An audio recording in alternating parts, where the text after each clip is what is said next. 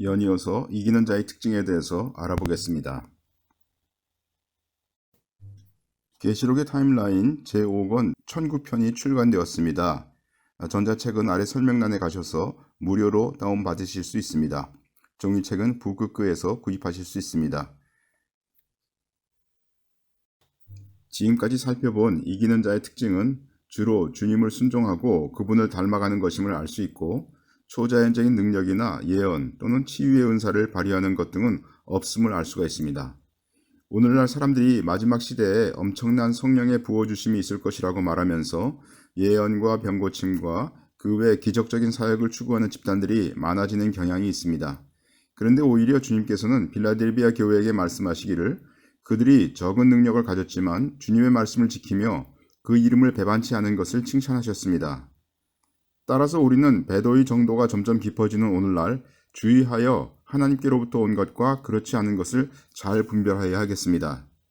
그렇지 아니하면 사람의 미혹에 빠져서 주님께로부터 오지 않은 것을 주님이 하신 것으로 착각하여 열매를 맺지 못하게 되고 삶을 낭비하게 될 것이기 때문입니다. 마태복음 24장 거짓 그리스도들과 거짓 선지자들이 일어나 큰 표적과 기사를 보이어 할 수만 있으면 택하신 자들도 미혹하게 하리라. 마지막 시대에는 더러운 영들의 활동이 더 깊어질 것이며 많은 거짓 선지자들이 일어나 할 수만 있으면 믿는 이들도 미혹하게 될 것인데, 그들은 그러한 거짓 능력과 기적을 행하는 것을 통해서 많은 사람들을 미혹하게 될 것입니다.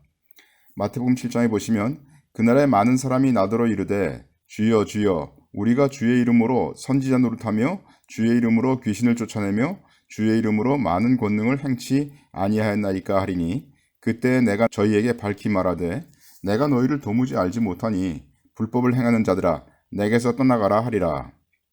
이 말씀은 마지막 때에 주님께서 오셔서 거짓으로 권능을 행한 자를 책망하시는 장면인데요. 여기서 그들이 행한 예언이나 귀신을 쫓아내는 것이나 권능을 행한 것이 거짓으로 꾸며진 것이 아니라 실제로 일어난 것임에도 주님께서는 그것이 귀신의 활동이었음을 말씀하시고 있는 것입니다. 예를 들어 오늘날 소위 치유를 한다는 사람들의 한 가지 기술은 구상화는 영어로는 visualization이라고 하죠. 구상화입니다. 그들은 그것에 대해서 설명하기를 당신이 아픈 것이 완전히 나은 상태를 상상하세요. 처음에는 그 상상이 당신의 마음에 잘 잡히지 않을지는 몰라도 그것을 계속 상상하고 그 그림을 붙잡으려고 노력하면 어느 순간 그것이 마음에 잡힐 겁니다. 그러면 당신의 잡은 그 그림대로 당신이 치유됩니다 라고 말을 합니다. 실제로 그렇게 하여서 많은 이들이 치유를 받고 있으며 그들은 할렐루야를 외치고 있습니다. 그런데 그런 구상화의 기술이 정말 성경에서 말하는 믿음일까요? 믿음이라고 하는 것이 무엇입니까?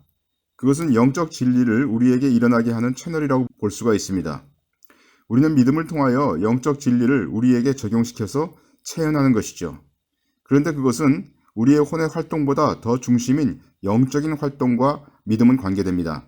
만약 우리가 어떤 감정이나 느낌을 우선시하고 그런 것을 고양시켜서 우리의 바라는 것을 얻으려고 한다면 그것은 혼적인 능력을 풀어주는 것이고 영적인 활동이 막히도록 하는 것이죠. 구상화는 우리의 혼의 활동을 통하여 어떤 그림을 그리는 것이기 때문에 그것은 영적 활동이 아닙니다.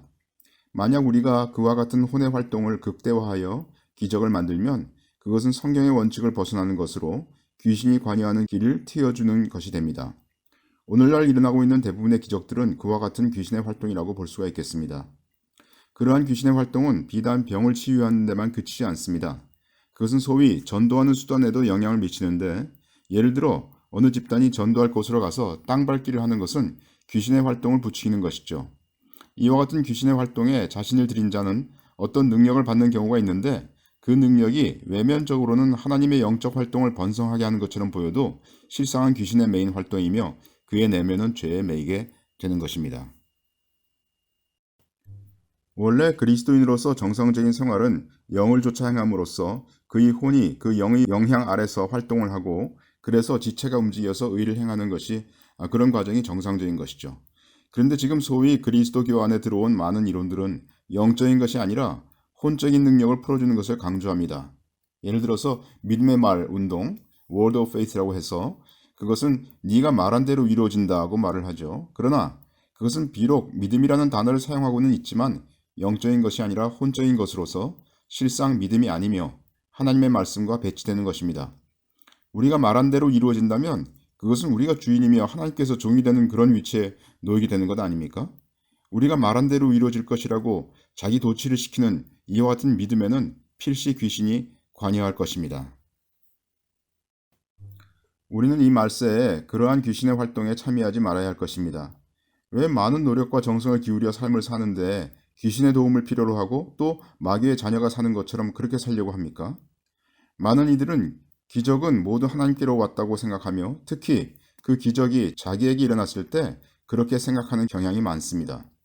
이 마태복음 7장에서 거짓 기적을 행한 자도 자신이 행한 기적이 하나님께로부터 온 것이라고 믿고 행한 것이겠죠. 그럼에도 불구하고 주님께서는 믿음으로 말미암지 않은 것은 불법이라고 보십니다. 당신이 어떤 혼적인 능력의 고양을 통해서 당신이 원하는 병의 치유나 그 외의 재물을 얻을 수 있다면 당신은 그렇게 하겠습니까? 이것에 대해서 당신이 결정해야 합니다.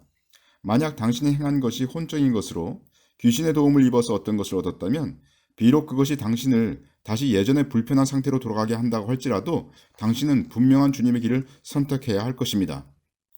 오늘날 일어나고 있는 많은 거짓된 혼적 활동이 어떻게 교회에 들어왔으며 영향을 미치는가에 대해서는 데이브 헌트의 기독교 속의 미혹, The Seduction of Christianity 그 책을 참조하시기를 바랍니다.